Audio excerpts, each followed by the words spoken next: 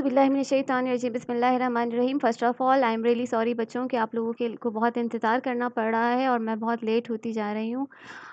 लेकिन I will try, I promise, मैं पूरी कोशिश करूँगी कि आपके पेपर से पहले तमाम इंपॉर्टेंट न्यूमेरिकल्स आप लोगों के साथ शेयर करूँ। आज जो मैं करने जा रही हूँ चैप्टर नंबर 5 हम स्टार्ट करने लगे हैं। चैप्टर नंबर 5 के बोर्ड के लिए जो इंपॉर्टेंट न्यूमेरिकल्स हैं वो ये लैडर वाले न्यूमेरिकल्स हैं। तमाम जो लैडर वाले न्यूमेरिकल्स हैं कि दीवार के साथ लैडर लगी हुई है, लैडर में कोएफ़िशिएंट ऑफ फ्रिक्शन कहीं दिया होगा, कहीं उस पे एक आदमी को चढ़ा दिया गया होगा, 400 न्यूटन उसका वेट होगा, वग़ैरह वग़ैरह। ये तमाम न्यूमेरिकल्स जो हैं ये बहुत इंपॉर्टेंट न्यूमेरिकल्स हैं बोर्ड के पॉइंट ऑफ व्यू से। तो आज हम ये वाले न्यूमेरिकल्स, मैं सिर्फ आप लोगों को आज बेसिक बताऊंगी कि किस तरह से सॉल्व होंगे, और फिर जो मोस्ट इंपॉर्टेंट न्यूमेरिकल्स हैं चैप्टर नंबर 5 के इक्विलिब्रियम, टॉर्क एंड इक्विलिब्रियम वाले चैप्टर के, वो हम सॉल्व करेंगे।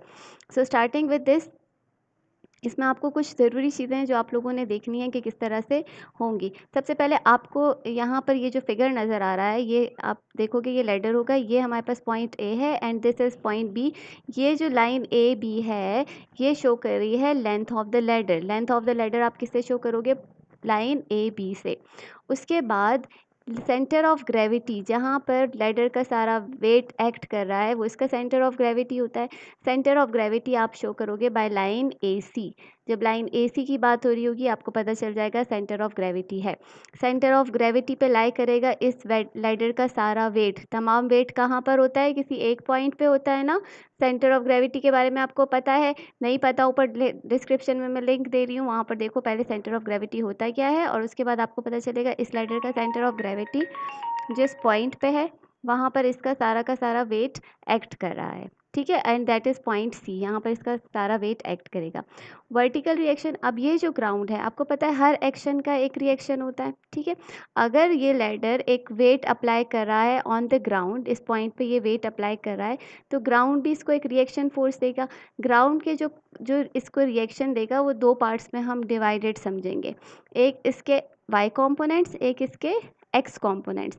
जो वाई कॉम्पोनेंट्स या वर्टिकल जो कॉम्पोनेंट्स होंगे रिएक्शन के ग्राउंड के, उसको हम रिप्रेजेंट करते हैं बाय वी, और उसके जो हॉरिजॉन्टल कंपोनेंट्स होते हैं उसको हम रिप्रेजेंट करेंगे बाय एच।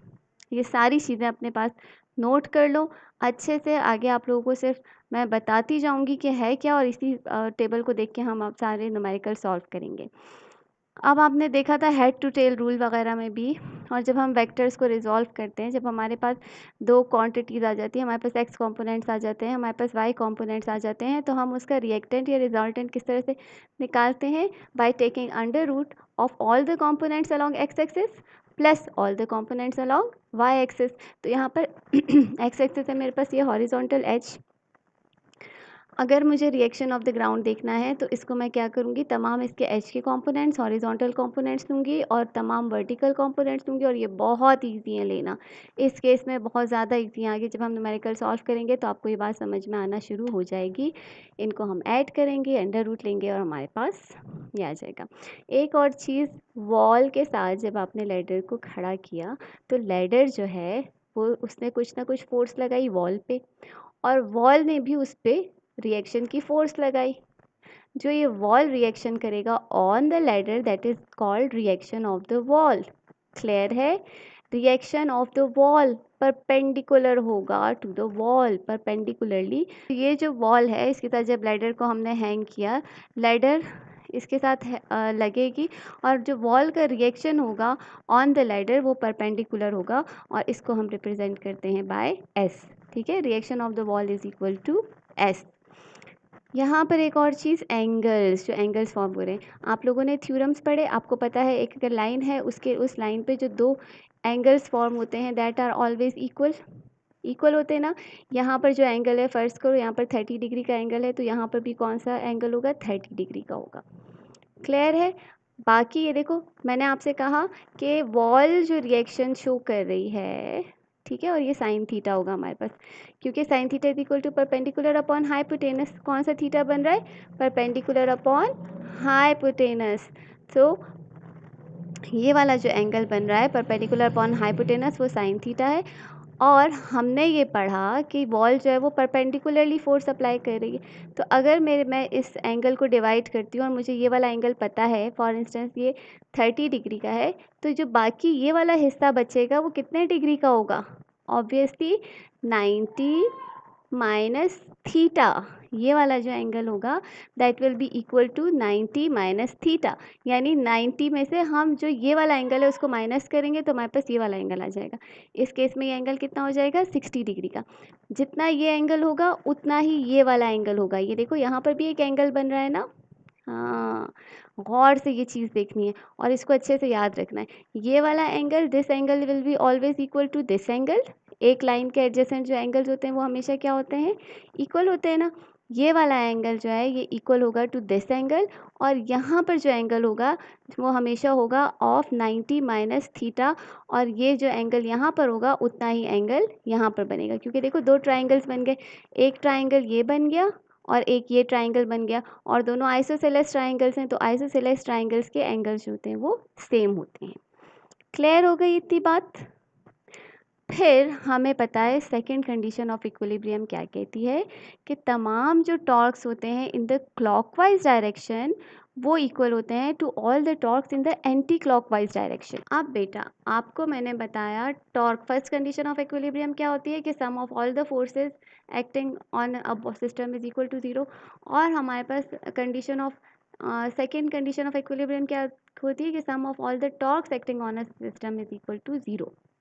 ठीक है, या हम कह सकते हैं कि जो तमाम क्लॉकवाइज टॉर्क्स होते हैं किसी भी सिस्टम पे जो एक्ट कर रहे होते हैं that are equal to all the anti clockwise torques. ठीक है, ये हमारे पास है सेकंड कंडीशन ऑफ इक्विलिब्रियम, पता है आपको। अब यहाँ पर हमारे पास क्लॉकवाइज टॉर्क्स कौन से होंगे और एंटी क्लॉकवाइज टॉर्क्स कौन से होंगे। हम ये एज्यूम करेंगे कि ये जो पॉइंट ए है ये फिक्स्ड है। फिक्स्ड का मतलब ये कि हमने इसको यहाँ से ठोक दिया। अब हम इस सिस्टम को अगर घुमाना चाहें, गोल गोल घुमाना चाहें, तो आप देखो इसमें कौन कौन से सिस्टम्स हैं। ये वर्टिकल कंपोनेंट्स हैं इसके, ये हॉरिजॉन्टल कंपोनेंट्स हैं, और यहाँ पर हमारे पास क्या था, S, reaction of the wall. ये वेट जो नीचे की तरफ आ रहा है, अगर मैं इस सिस्टम को यहाँ से मैं ठोक दूँ, यहाँ से इक्विलिब्रियम पे, और मैं फिर पे फोर्स अप्लाई करूँ, यहाँ पर कौन सी फोर्स अप्लाई हो रही है, ये वेट अप्लाई हो रही है। अब देखो अगर ये वेट नीचे की तरफ आएगा तो ये सिस्टम को किस तरफ घुमाएगा, इन द क्लॉकवाइज डायरेक्शन। इसी तरह से ये इसके वर्टिकल कंपोनेंट सिस्टम को कहाँ घुमा रहे हैं, इन द क्लॉकवाइज डायरेक्शन। तो जो वेट होगा, जो भी वेट होगा इस स्लाइडर का, वो हमेशा उसमें टेंडेंसी होगी कि वो सिस्टम को घुमाएगा इन द क्लॉकवाइज डायरेक्शन। जब भी क्लॉकवाइज टॉर्क की बात करोगे तो यहाँ पर फोर्स हमारे पास क्या होगा, इस सिस्टम का वेट। फोर्स क्या होगी, सिस्टम की वेट, और रेडियस जो होगा, यहाँ जो डिस्टेंस होगा वो इक्वल होगा टू ए सी। अगर आपके पास सी के अलावा कोई और वेट होगा तो वो भी हमारे पास किस में आएगा, क्लॉकवाइज डायरेक्शन में। सो क्लॉकवाइज डायरेक्शन के लिए फोर्स जो है वो यहाँ पर होगी W हमेशा, और R जो है that will be equal to A C. अगर मैं एंटी क्लॉकवाइज डायरेक्शन की बात करती हूँ तो देखो हॉरिजॉन्टली इसने रिएक्शन दिया, ये इस सिस्टम को किस तरफ लेकर जाएगा, एंटी क्लॉकवाइज डायरेक्शन में। इसी तरह से ये जो हॉरिजॉन्टल कंपोनेंट्स हैं अलोंग एक्स एक्सिस, ये भी इसको किस तरफ मूव करेंगे, इन द एंटी क्लॉकवाइज डायरेक्शन। तो ये सिस्टम को कहाँ मूव कर रहे हैं, एंटी क्लॉकवाइज डायरेक्शन में। सो एंटी क्लॉकवाइज डायरेक्शन के लिए फोर्स क्या होगी, that will be equal to S, और जो रेडियस होगा that will be equal to A B. ये जो पूरा ए बी है हमारे पास, ये हमारे पास होगा इसका radius. So for anti clockwise torque, force F R is equal to force, यहाँ पर हमारे पास एस है, और रेडियस यहाँ पर हमारे पास होगा ए बी। अब एक और चीज़ मैंने आप लोगों को बताया है कि यहाँ पर ये हॉरिजॉन्टली इस पर रिएक्ट करेगा, तो हमेशा जो हमारे पास रिएक्शन होगा ऑफ द वॉल एस, वो इक्वल होगा टू एच। और जो वर्टिकल कंपोनेंट्स होंगे, देखो वर्टिकल कंपोनेंट्स कौन से होंगे, तमाम इस पे जो वेट लग रहा होगा उसके ऑपोजिट रिएक्शन में जो तमाम रिएक्शंस हो रहा होगा वो हमारे पास इसका वर्टिकल कंपोनेंट्स होंगे। तो vertical components are always equal to W। ये वाली वीडियो आप अच्छी तरह से देखो, इसको मेमोराइज करो। नेक्स्ट टाइम मिलती हूँ मैं आपसे विद द न्यूमेरिकल्स।